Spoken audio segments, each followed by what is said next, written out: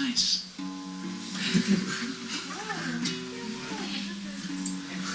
Okay, well, yeah, my name's Phil, and my band is called The Microphones. We're on tour, blah blah blah. This is our show. Thanks for coming. And Mira's playing next. Different band. Totally different. That's Mira.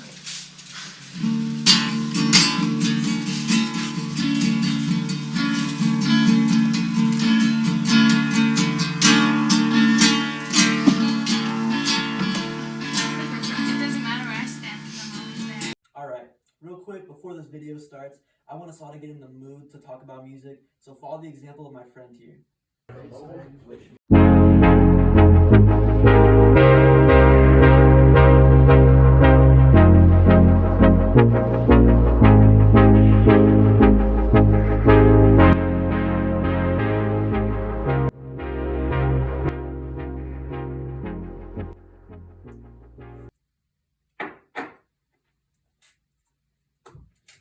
There's nothing I love more than music, but personally, my favorite types of music is music with story, music with history, music with passion. And I found the exact type of band that I was looking for. This is the story of The Microphones. Now, a guy like me listens to a lot of music, and my friends and family have told me my music taste is pretty unique. This on Donda, on my mama, made a promise, Junior watch and I be on my. And I'm not gonna lie, it makes me feel good inside, it makes me feel happy, knowing that I bring a new flair to the things that they want to listen to. But when I say The Microphones is weird, I mean The Microphones is weird. So just to give you a basic idea on why The Microphones is so weird, the band was created by one dude in high school, and he used his old band equipment as the instruments for all of his albums. He came out with 3 different EPs in the span of a year, made a best-selling album as his debut album, and then made one of the most legendary albums of all time. But I'm getting ahead of myself. Let's talk about where it all started. The first album. It Was Hot, So We Stayed in the Water was basically a really, really good taster for what we would be experiencing in The Glow Part 2. It was a little bit rougher than The Glow Part 2, which is saying something, because The Glow Part 2 was pretty rough. But when I say rougher, I mean more edgy, more rugged, more strong bass guitars than The Glow Part 2 ever had, less acoustic driven, and more, I guess, angry, if that's the right word. It's very aggressive, and it's one of my favorite records that he's ever made. In my opinion, it's second to The Glow Part 2, which is saying something, because The Glow Part 2 is really good, and I'm about to talk about it right now. Now, The Glow Part 2 is a continuation from a song from It Was Hot, So We Stayed in the Water, called The Glow, and the entire album is based off of the idea that the glow is your life force. It's what gives you meaning. And throughout the tracks, I'm going to explain the differences and the most important parts of the entire album. Now, let's start off where it's all important. The first track, I Want Wind to Blow. This track has a lot of experimental elements, such as the amazing folk guitar, the piercing vocals that will become a staple of this record, and honestly, my favorite part, the lyrics. Now, The Microphones is known to have very out there lyrics. I mean, if you look at any of their songs, they can be pretty crazy. But the I Want Wind to Blow in particular is very, very weird. And my favorite part is the lead-in, the drum lead-in to The Glow Part.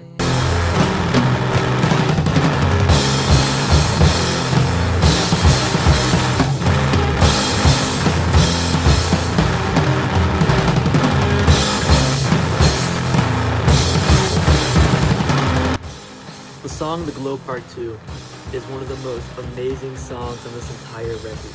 It symbolizes the entire mental state Phil was in when he was writing this. The sudden shift from I Want Wind to Blow to the crazy drums and scary electric guitars just go crazy with the piercing vocals. They're one of the greatest parts of this album, and it would not be the same without it. And it sets the tone for the rest of the album for songs like The Moon, Headless Horseman, and the rest of the entire track list. But let's talk about my favorite song on the album real quick.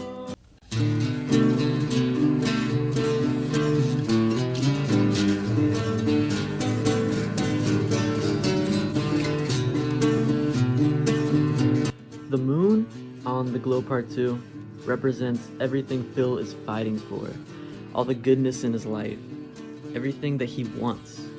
And you can tell by the way he sings, by the enchanting guitar instrumental, by the horns in the background, making it almost seem angelic in how far away it is. You almost want to fall into the music that you're listening to. It's so beautiful. And it's one of the most important tracks on this 20-track album, in my opinion. In my opinion, it's the best. And I really don't know what this album would look like without the moon being there to strengthen the fight going on in Phil's head during this tragic time in his life.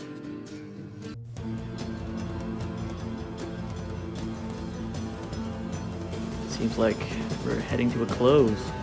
We're about to talk about the last track, My Warm Blood.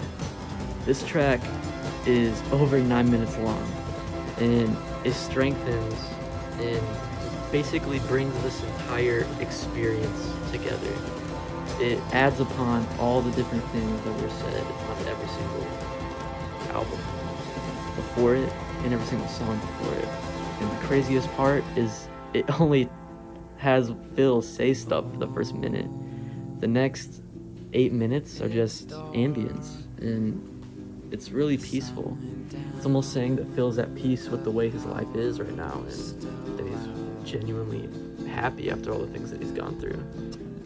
These are the type of things that really make you ponder when you go back and re-listen to it, and it's my favorite part of this album.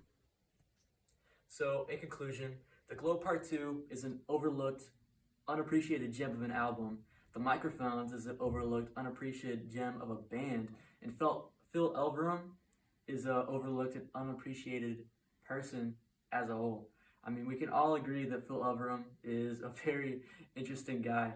And I can only hope one day I get to meet him and ask him, what were you thinking making this album?